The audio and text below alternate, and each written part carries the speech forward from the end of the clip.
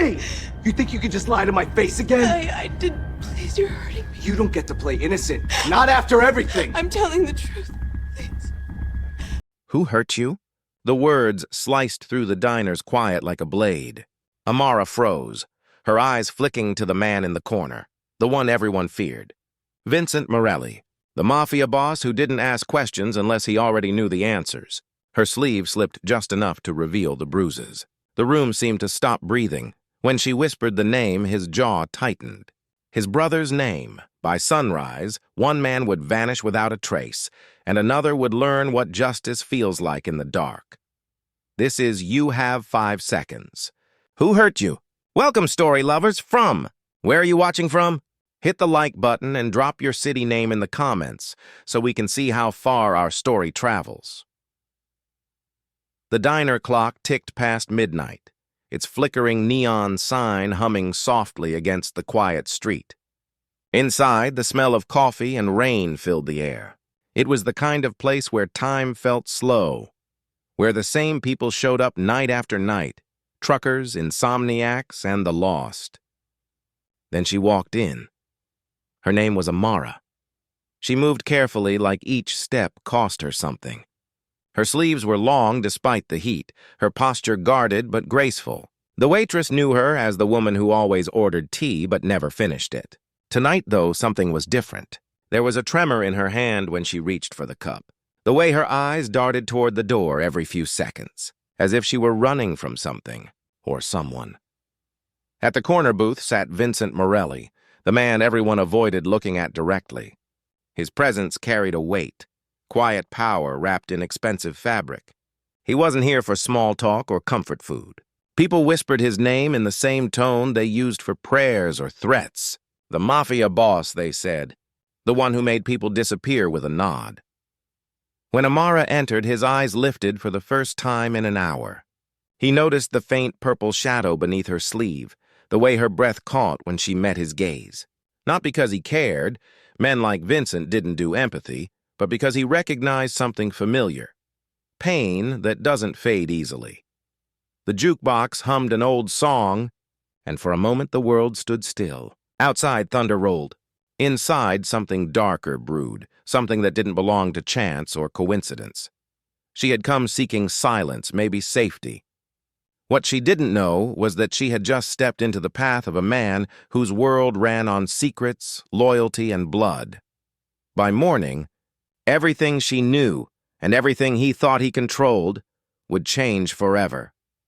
The rain didn't stop that night.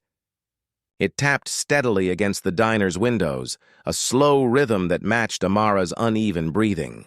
She sat in the corner, her hands wrapped around a mug that had long gone cold. The chatter of late-night customers had faded, replaced by the low hum of the refrigerator and the occasional creak of a chair. It was one of those moments where silence said everything. Vincent watched her without a word. The way she flinched at the sound of footsteps near the door, the subtle wince when she shifted her arm, he noticed it all. Years in his world had trained him to recognize weakness. But what he saw wasn't weakness. It was survival. The waitress refilled her cup, offering a quiet smile. But Amara didn't lift her eyes. She was somewhere far away, inside a memory she couldn't escape. A bruise shaped like a handprint hid beneath her sleeve, and the echo of someone's cruelty burned deep into her skin. Vincent leaned back, the leather of the booth sighing under his weight. There was something about her that made him curious, though curiosity wasn't in his nature. People were either helpful or invisible. Yet this woman, fragile but unbroken, stirred something different, a sense of recognition perhaps, or guilt. Outside, headlights swept across the glass. A black car slowed, paused, then rolled away. Amara froze. Vincent noticed. Her reaction wasn't random. It was fear rehearsed through repetition. He had seen that look before. It was the same look his mother wore the night his father came home drunk and angry. The same look he had buried years ago under layers of power and control. He told himself it was none of his business, that he didn't save people. But when Amara tried to stand and stumbled, his instincts betrayed him. He reached out, steadying her before she fell.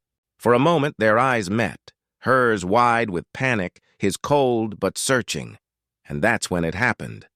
The door swung open. Two men stepped inside. Slick suits, hard faces. Not the kind who came for pie and coffee. Their eyes swept the room, landing on Amara. She froze like prey caught in headlights. Vincent's jaw tightened. He didn't need an introduction. He knew the look of enforcers. And from the cut of their suits, the subtle tattoos near their wrists, he knew exactly whose men they were, his brothers. The realization hit him like a gunshot. Dominic. The identical brother who had betrayed him before, who played with cruelty the way others played with words. The same man who thrived on control, on breaking things just to see how far they'd bend before they shattered. Amara's hands trembled as she rose. One of the men smirked. "Boss wants her back," he said, voice low but clear enough to cut through the tension. Vincent didn't move, but inside, something cracked. The rain outside grew heavier, as if the sky itself wanted to drown the moment. Dominic's name echoed silently in Vincent's mind. His brother's sins were standing right in front of him, and this time, they had a witness. What Vincent did next would decide everything. The diner lights flickered as thunder roared overhead, echoing the storm building inside Vincent's chest. For years he had buried his conscience under business, violence, and power, but now it clawed its way to the surface. Amara stood frozen, her breath trembling as the two men stepped closer. The one on the left reached for her arm, his smirk widening. Vincent's voice cut through the room, low and sharp. "Leave her!" The men hesitated. They weren't used to disobedience, not when it came to Dominic's orders. One sneered. "She belongs to the boss." In that instant, Vincent stood. The entire diner seemed to shrink beneath the weight of his presence. The air thickened. He took one step forward, then another. His shadow swallowed theirs. The man's smirk faltered. Vincent didn't raise his voice, didn't make a scene. He simply looked at them, the same way he looked at men before they disappeared. "Not anymore," he said. No one saw his hand move. Just the sound, a dull, sudden crack. The first man hit the counter, glass shattering around him. The second backed away, trembling. Vincent's glare followed him to the door. "Tell Dominic," he said quietly. "He just lost everything." Outside, the rain turned to a downpour. Inside, Amara stood motionless, tears and fear mixing into something more profound. Relief, maybe disbelief. Vincent turned toward her, his face unreadable. "You have 5 seconds," he said softly. "Who hurt you?" The words hung in the air. Her answer changed everything. "Dear audience, where are you watching from? Drop your city name in the comments." By morning, the rain had stopped, but the city hadn't woken up yet. The diner was empty now, its silence heavy with secrets. Amara sat alone in the corner booth, her reflection faint in the window. The bruises on her arm were no longer just marks of pain. They were proof of survival. Proof that someone had finally listened. Vincent hadn't come back after that night. But whispers moved through the city faster than daylight. Dominic Morelli, feared, untouchable, cruel, had vanished. No trace, no witnesses, no questions asked. Just gone. As if the world had quietly agreed that justice could sometimes come from the shadows. For Amara, life didn't return to normal. Normal was never coming back. But in place of fear, something new began to grow. Dignity, safety, the faint possibility of peace. The diner owner helped her find a place to stay. The waitress stopped charging for her tea. Little things, small gestures, each one a reminder that the world could still hold kindness. And Vincent? He disappeared into the quiet he'd earned. The man who built his empire on control had finally learned what it meant to let go. Somewhere between guilt and redemption, he found something almost human. In the end, this wasn't a story about power or revenge. It was about recognition. The moment one person saw another's pain and chose not to look away.